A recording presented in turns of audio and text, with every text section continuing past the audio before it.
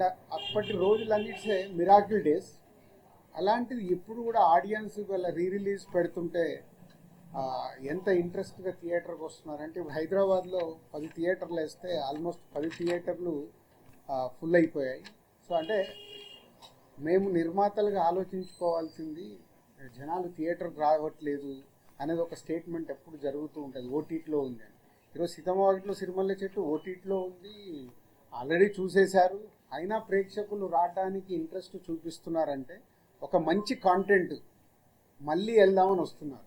అలాగే మహేష్ బాబు గారు అభిమానులు కావచ్చు, వెంకటేష్ గారు అభిమానులు కావచ్చు, థియేటర్కి వెళ్ళి ఈ సినిమాని ఒక ఆ బ్రదర్స్ మధ్య ఉన్న మూమెంట్స్ని ఎంజాయ్ చేద్దామని ఇన్ని థియేటర్లు ఫుల్ చేశారంటే చాలా హ్యాపీగా ఉంది. హ్యాపీ కంటే హ్యాపీనెస్తో పాటు నాకు ఐడియాలజీ, ఓహో అంటే మనం మంచి సినిమాలు తీయటానికే ఫైట్ చేయాలి, ప్రేక్షకులు థియేటర్కి వస్తారని రిలీజులు కూడా ప్రూవ్ చేస్తున్నాయి. సో ఇది మీతో షేర్ చేసుకున్నాము అని ఈరోజు ప్రెస్ మీట్ పెట్టడం.